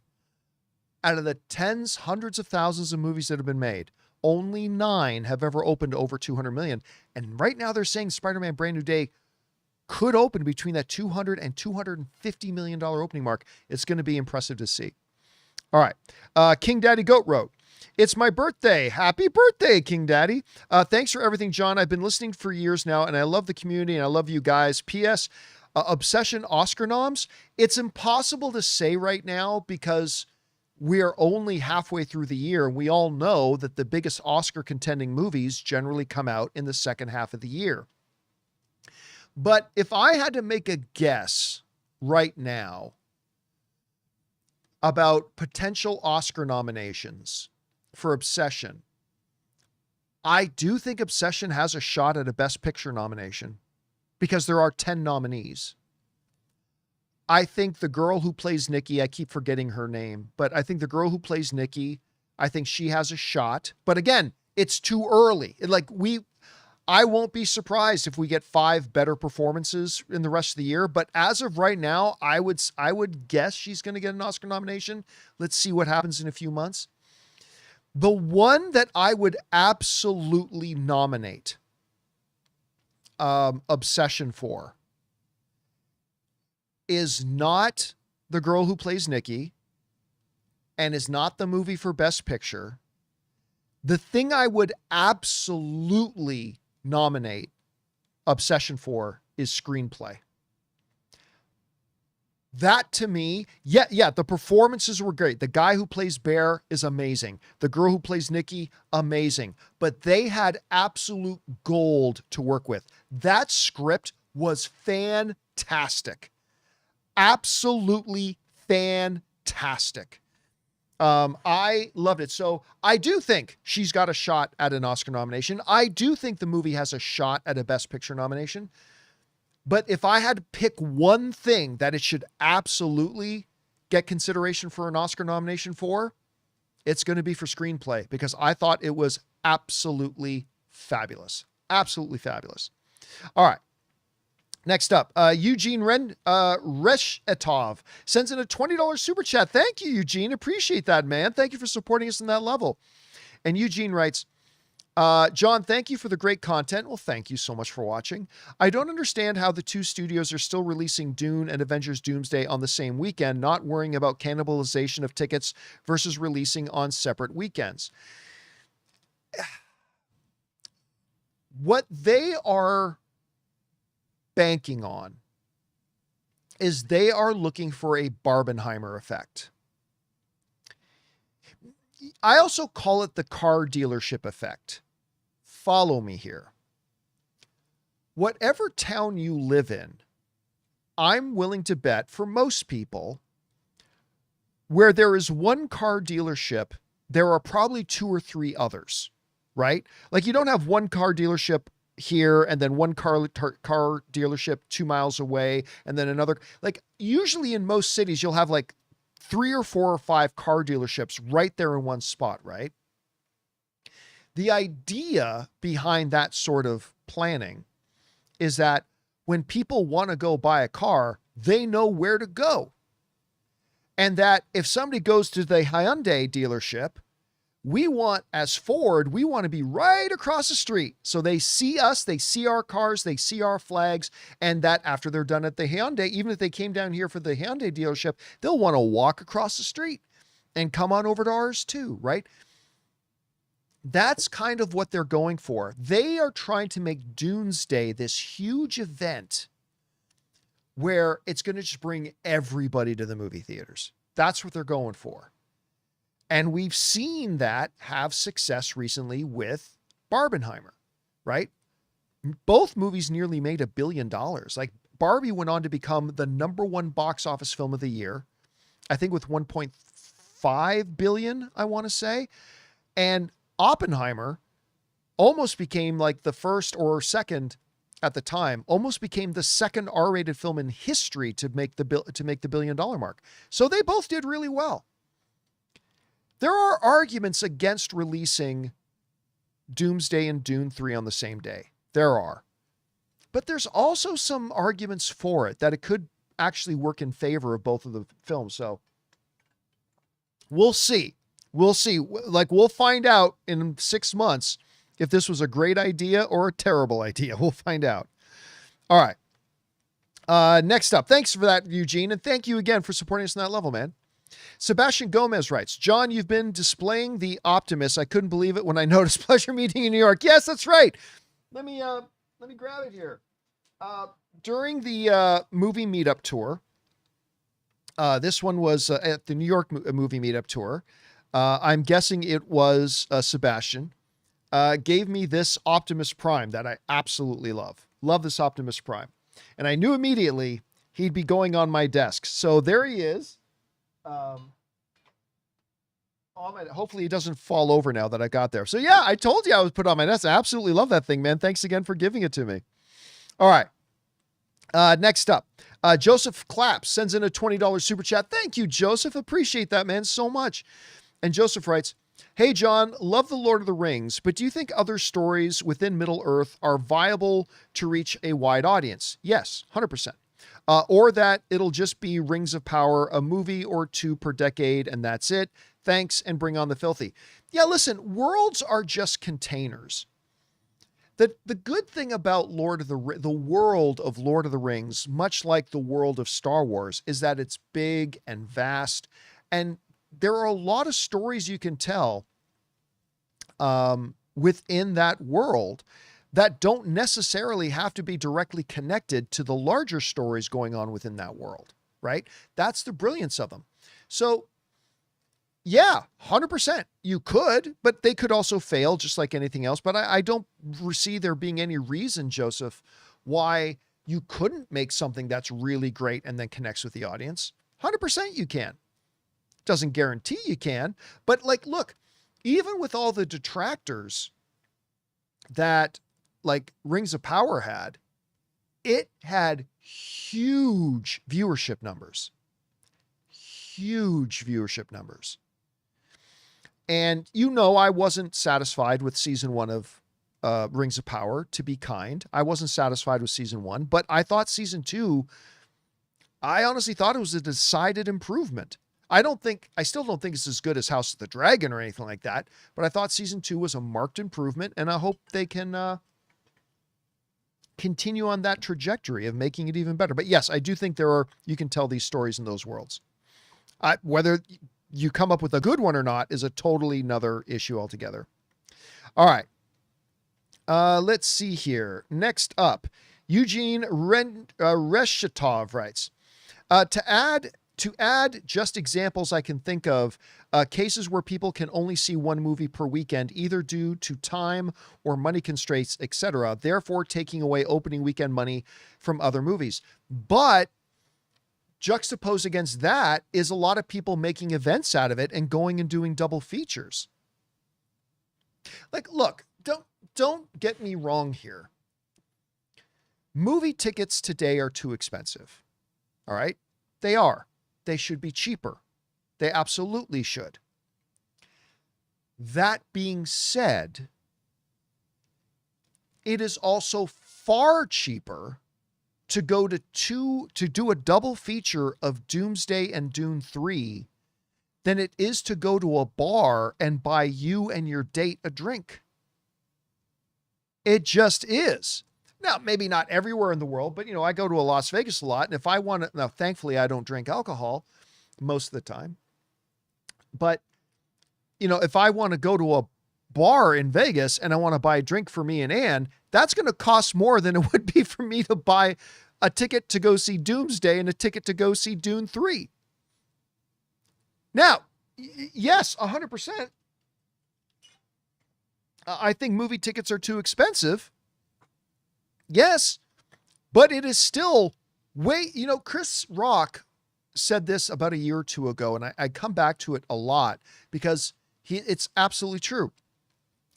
Going to the movies is still by far, other than going on a hike or something, but if you want to go to something, going to the movies is still like by far one of the absolute least expensive things in the world you can do. You want to take your girl to a concert? You better save up 2 weeks paycheck. You want to go to a restaurant? You'll be paying 4 or 5 movie tickets worth of money at the restaurant, unless you go to McDonald's. But even McDonald's is more expensive than going to a movie now. You want to go to a bar? You want to go to a club? You want to go to something like, it's all more expensive than going to the movies. And anyway, and I say that as somebody who also firmly believes they need to start bringing the ticket prices down. But yeah, I think there are going to be a lot of people that decide to double feature it. And I think both movies, now look, Doomsday is clearly going to be a bigger movie than Dune 3, 100%. I don't think it'll be as good of a movie as Dune 3, but it'll be the bigger movie. But I think both movies are going to have really big opening weekends. And I think they're both just like Oppenheimer and Barbie did. Like, you could say the same thing about Oppenheimer and Barbie. Like, people may not want to go. Well, they did. They did. That doesn't mean it's going to work, but it absolutely proves that it can work, right? So we'll see how that all goes, Eugene. All right. Thanks for writing that in, man. All right. Next up. Let's see. Alex Von Gollum writes, have a wonderful Canada Day, John. Yeah, I forgot to mention that today, that it is, of course, Canada Day. Going to watch Canada play tomorrow. Looking forward to that. Probably get their asses handed to them tomorrow, but I don't care. They made it to the round of 16 and Germany didn't. So there we go. And fellow Canadians watching the show. Thank you for that, Alex. Appreciate that, man. Kevin Irving writes, let's see. Hey, John, not sure if you've seen or heard of the movie Leviticus. We talked about it on the show the other day, actually, after Rob saw it. It is one of the best movies of the year so far. Very intense. And I lost my place. Very intense and thrilling psychological Aussie horror film. Have a wonderful day. Yeah, we talked about it a little bit on the show the other day because Rob had seen it and he really liked it. I have not had a chance to see it yet myself. As a matter of fact, it flew completely under my radar. Like I was so focused on a bunch of other things that it flew under my radar. So I haven't seen it yet myself. I'm going to see it sometime this week. But I've heard nothing but really good things about it, and I'm quite excited to watch it. Thank you for writing that in, Kevin. Appreciate that, man. All right, next up. Christopher Brickner. Hold on a second. I got to make sure this isn't who I think it is. Oh, and it is not. All right, Christopher Brickner writes, Hell froze over. Dan Murrell liked new Minions films. Has Dan not liked the other Minions films? I have no idea if Dan liked the other Despicable Me films or not, but I'm glad that Dan liked that movie. I appreciate it. All right.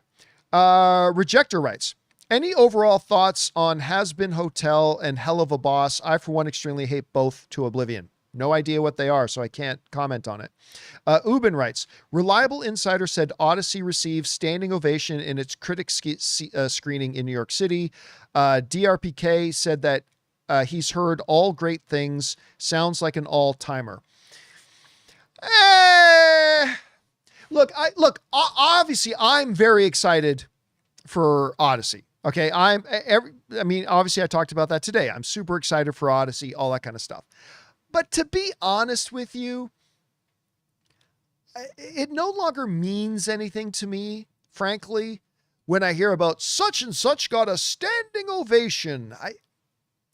It doesn't mean anything to me anymore. I hear that said about so many movies now and all that kind of stuff. And just because one particular group of people in one particular movie theater maybe had a certain reaction to something, again, look, I'm not trying to take away from it. I'm really not. I'm just saying that for me, it doesn't really mean as much to me anymore. So I'm excited for Odyssey. I fully believe it's going to be great. But I'm not going to get extra excited just because I hear that, oh, it got a standing ovation. It just doesn't mean as much to me anymore because it's just so overdone. So, but that's me. But I am expecting the movie to be great. And I hope we love it, Ubin. All right. Thanks for sharing that, man. Appreciate it.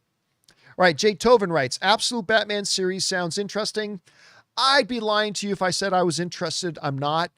Then again, I wasn't interested in the Harley Quinn series either. And I ended up absolutely loving it. So maybe that'll happen with the Absolute Batman series. All right, Sebastian Gomez writes, what made you bring back the live questions at the end instead of open mics? Were the analytics not impacted as much as expected? No, actually, I talked about it. I already talked about this on the show, but I'll say it again. There were two main factors to bringing back live questions at the end of the show. Number one was a lot of people kept writing in and asking me to do it. So that was one. But the second was, it was my intention. You know what Mike Tyson says? Everybody's got a plan until you get punched in the mouth. It was my intention to do open mics, like minimum 2, but ideally 3 to 4 times a week. Right? That was my intention. I was just not free to do it. Like every week would come and I'm like, okay, I'm going to do like 3 open mics this week. And then I'd look at the schedule of things that would be happening in the early evenings. I'm like, I can't on that day and I can't on that day and I can't on that day. And it just started getting away from me. And I realized I'm not delivering on my plan to do minimum 2, but ideally 3 to 4 open mics a week. And so that when I wasn't able to deliver on those, that just intensified the number of emails I got from people saying, John, can you bring back like viewer questions? I have questions I want to send in. I want to participate. So it just seemed like the best idea at the time. to just bring back the segment. And that is what we've done. And I've gotten a lot of very good feedback from doing it, and I'm glad we did. So best laid plans of mice and men. All right. Next up, thanks, Sebastian. Yakov writes, please listen to the podcast 6 minutes. No idea what it is. I don't have a lot of time to introduce new podcasts, unfortunately, Yakov, because I got a lot I'm already trying to listen to, and I'm behind on most of them. MW Unsee writes, John, now that you've seen Obsession yourself, do you think the movie could have been even better than it is already, having had a bigger budget? Yes. Yeah, I do. Now, the reason I feel like the movie could have been improved if it had a bit of a bigger budget was because they could have been able to make the movie feel a little bit bigger, because everything in the film is very small scale. Like, there's one scene where there's more than like 8 people in the scene. So it always felt like it's a very small movie. Now, that being said, the small, intimate nature of the film also had its pros. It totally did. But I think when you look at how skilled he is as a storyteller, I think if he had like another $1 or $2 million, I think he could have done so much to add more texture, to make it feel a little bigger, to give it a little bit more verisimilitude, as Rob would say. Yes, I think it could have been even better if he had a little bit more money. Now, remember, we're not talking about a $50 million movie and giving him $60 million instead. We're talking about a budget that was like right around $800,000. I think if he had had like 1.7 million, $2 million to do it, I think he could have done some remarkable things. So I think it would have taken a movie that was already really great, and I think he could have done some things to it to make it even better than it was. So yeah, I do think they could have. All right. Next up, Mr. I writes, hey, John, it was a pleasure to meet you in Columbus. Thank you so much. I loved the Columbus movie meetup. Had a question about your trip. Of the 5 times you saw Mando, how many was the projection dim? I saw it twice, dim both times for me. Dude, I don't know if I've talked about this on the show or not, but one of the worst things is I had seen Mandalorian and Grogu in LA before we hit the movie meetup tour, because I needed to see it. It's in the first public screening so I could do my review of it and I could do a out of theater reaction. But then I immediately hit the road for the movie meetup, and the next stop was in Columbus, Ohio. Wonderful theater, like wonderful movie theater. I really enjoyed the theater, but the projection was so dim. And if any of you remember the name of the theater in Columbus that we did our movie meetups in, because I need to call them out, because it's a wonderful little theater. Like I really did enjoy the theater itself, but the projection after I saw it, like thankfully I saw it in an AMC first, and the projection was bright and beautiful and all that kind of stuff. But this movie theater in Columbus, the projection was so dim and so dark. Like in the beginning of the movie, there were scenes going on where it's like, it's a good thing I already saw this movie, because otherwise I wouldn't even know what's going on screen. It was brutal. It was really brutal. Out of the rest of the 5, there was one other theater that we hit, and I can't remember which one it was, that also had very dim projection. The other ones, bright, beautiful, full projection. But yeah, that was terrible. That was really, really terrible. And you know what? As much crap as I give AMC, rightfully so, they are still the movie theater, my movie theater of choice, because one of the things, they consistently have bright, sharp, full image projection. And I think I take that for granted sometimes. All right. Next up, Patrick Larson writes, is Vancouver a good place? Guys, listen, Vancouver, and I know I'm not supposed to be saying this because I'm an East Coast Canada guy, so I'm not supposed to say this. But dude, Vancouver has got to be a top 4 best city in the world to live in. Like top 4 best city in the world to live in. Yeah. It's absolutely stunning and beautiful and wonderfully diverse, very multicultural, absolutely gorgeous and beautiful. 100%. Yes. And again, I'm not supposed to say that, but I got to say it. All right. Benji Gator writes, same day Sony kills physical discs and shuts PS3 Vita stores. Push us to digital, then close the digital store. Anti-consumer, physical media wins. Except physical media. I'm sorry, guys. I don't care how many of you guys yell it at me all the time. You guys just very conveniently always just brush aside the massive drawbacks of physical media. And there's a reason I gave it up. Discs get lost, discs get damaged. Some discs are not designed to last forever. So after a while, like that GameSpot report, like discs just stop working. They just stop having playback issues. You got to go replace that. One article from the consumer agency saying that like almost 40% of people have had to replace some degree of their physical media collection. Like, I'm sorry, but no, physical media doesn't win.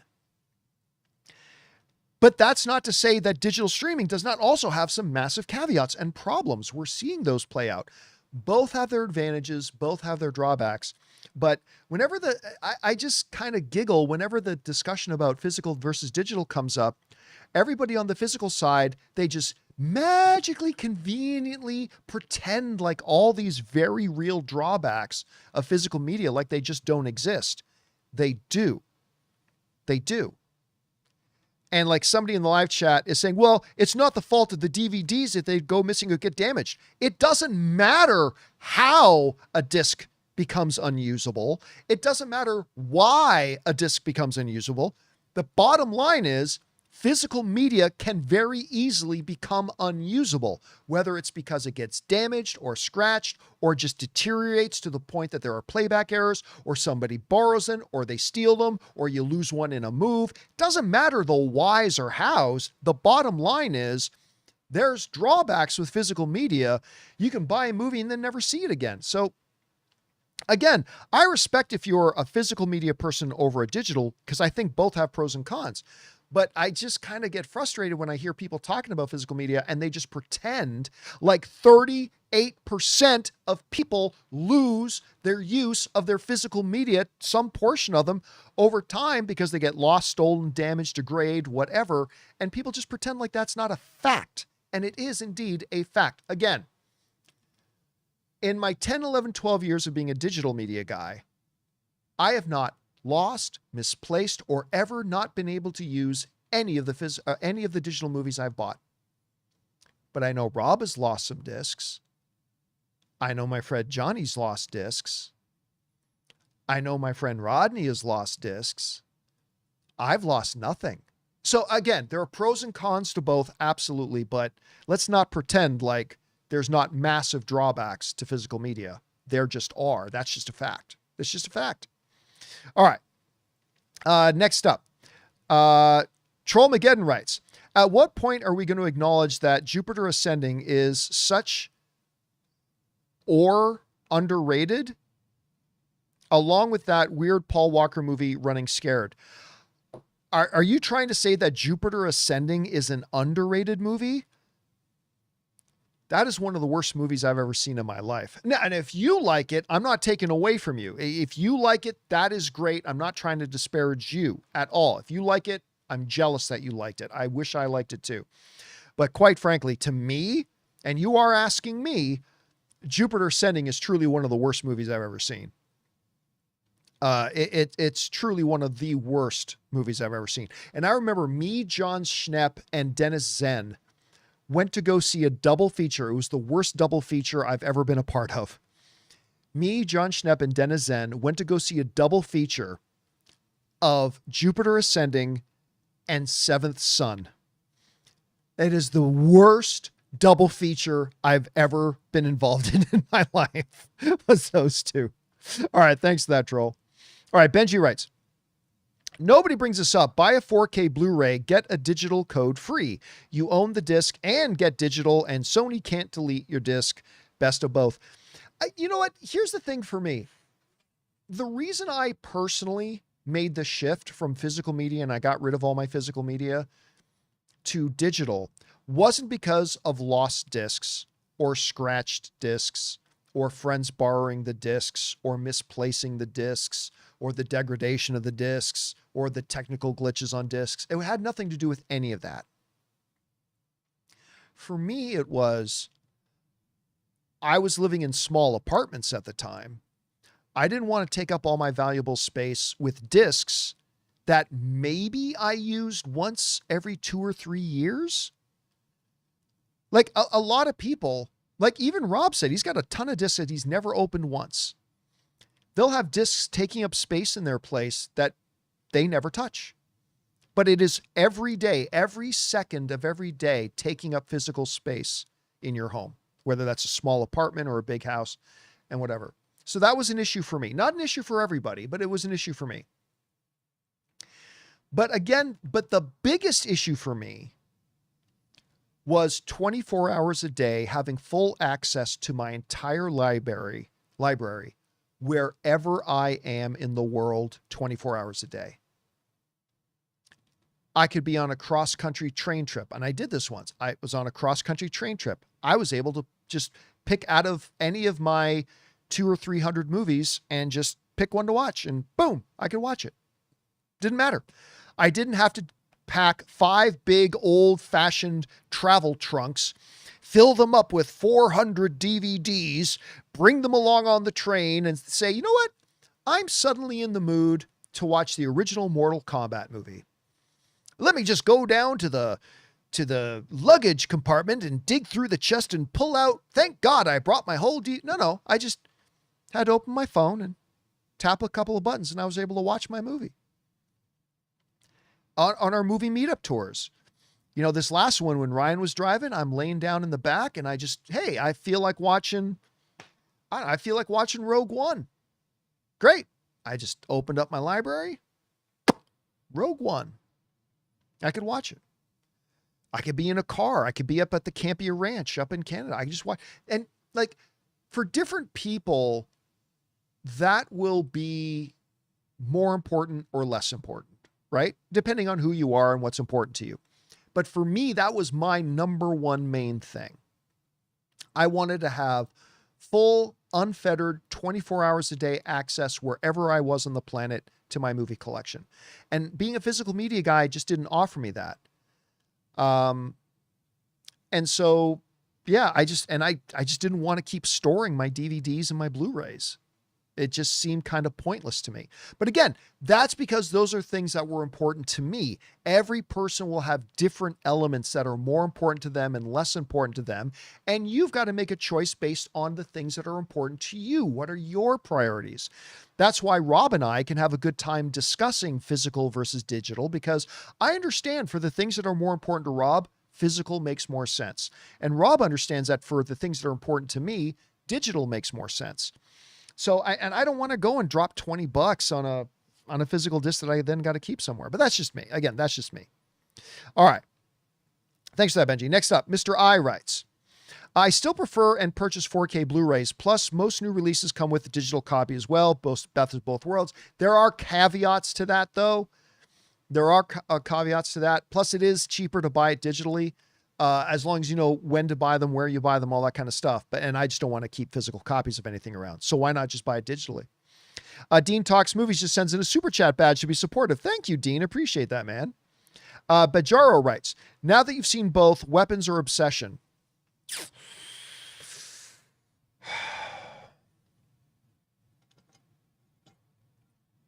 you know, I haven't had time to sit with Obsession long enough. If I had to answer right now, I'll say Weapons.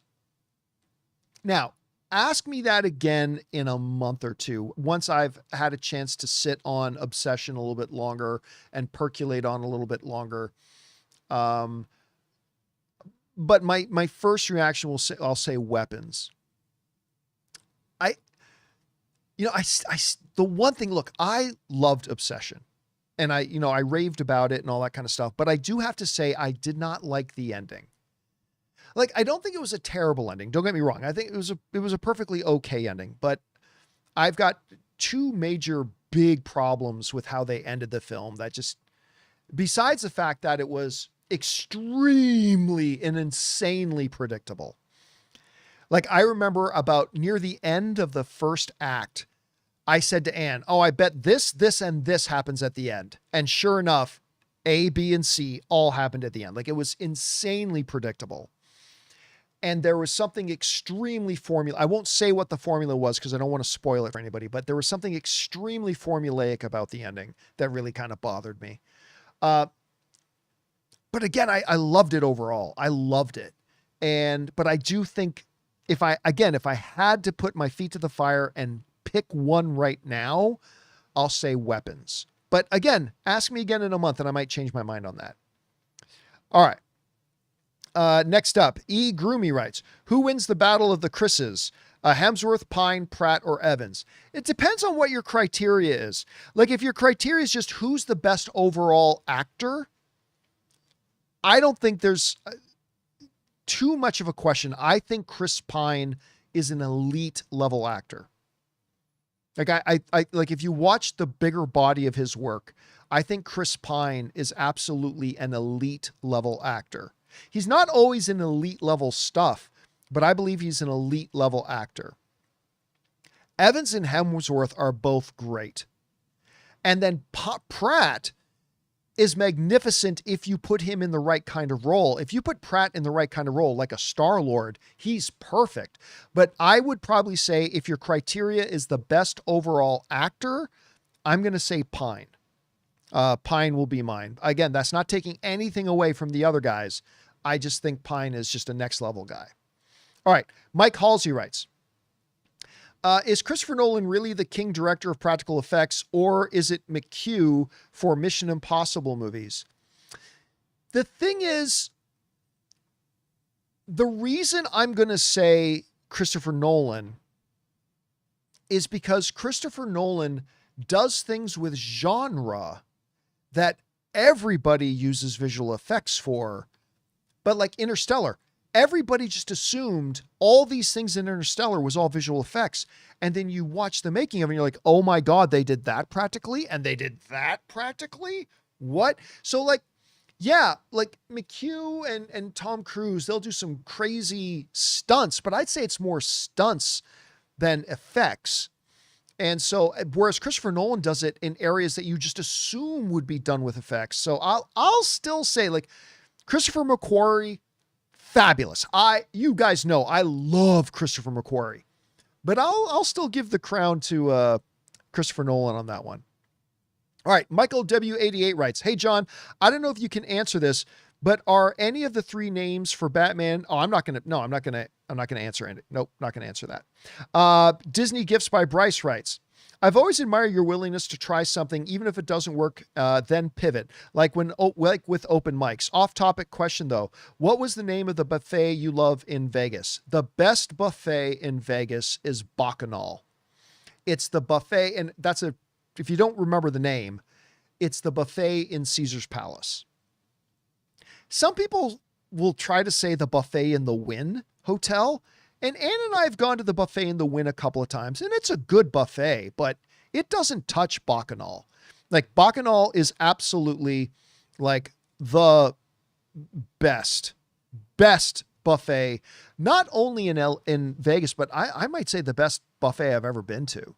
It's expensive. Like, you're talking about $80, $85 per person. But for what you get, if you went into a restaurant and got the stuff you got at that buffet, you're probably spending well over $100. So yeah, it's called Bacchanal, but just all you have to remember is it's the buffet in Caesar's Palace. That's the one. It's amazing. All right. And the last question today comes to us from Brandon, who writes, "Why does WB allow Superman to be on TV, but Batman hasn't had a chance in live action? A 15 episode series of Batman versus lesser known villains would be cool." I think it would be awful. I think it would be an absolute disaster. I think you cheapen your characters when you dump them on television. I've always believed that. I still believe that.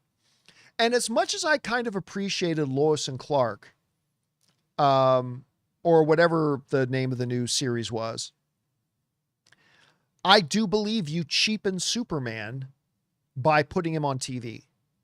I think you cheapen Batman by putting him on TV.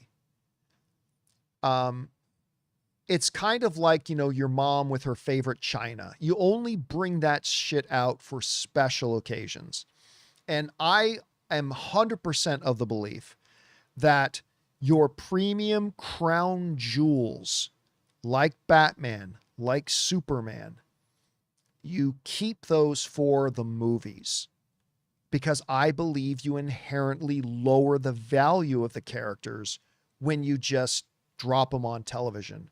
So yeah, I think it would be great. Somebody's saying, that's a crazy take. No, it's the right take. What about Penguin? Penguin is not a crown jewel character. Penguin is a secondary at best character, and it was brilliant. 100% it was brilliant. But he's not a crown jewel character. So you can put Penguin on television and that can elevate that character. But, the reasons birthdays of anniversaries are so special is because they only happen once a year. The reason the Oscars are so special is because they happen once a year.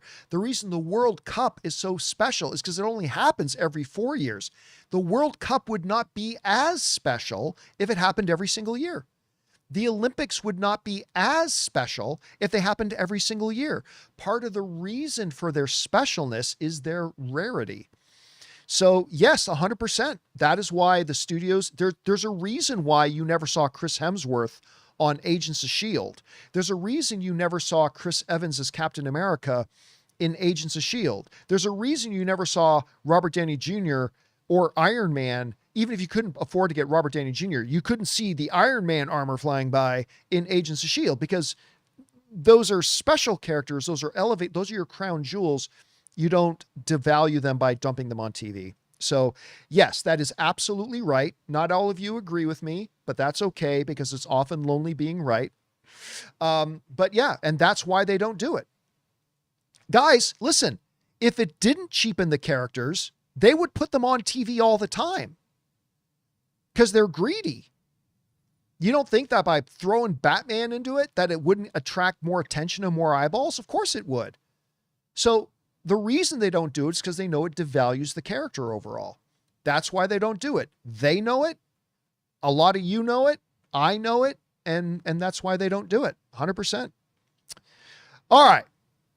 And guys, that'll do it for today's installment of the John Campea Show. Thank you so much, everybody, for being here and making this little show part of your day. Big special thank you to all you guys who sent in all the questions. Number one, because you gave us interesting things to talk about, whether we all agreed or disagreed or whatever. But the second thing is you supported this channel as you did it. And thank you so much of you guys for doing that. Thank you for your support. And also, big thank you to all you guys, the thousands of you who've been watching this stream live. We appreciate it so much. That will do it for me for now, guys. Make sure you come back and join us again tomorrow. We'll look forward to seeing you then. My name's John Campea, and until next time, my friends, bye-bye.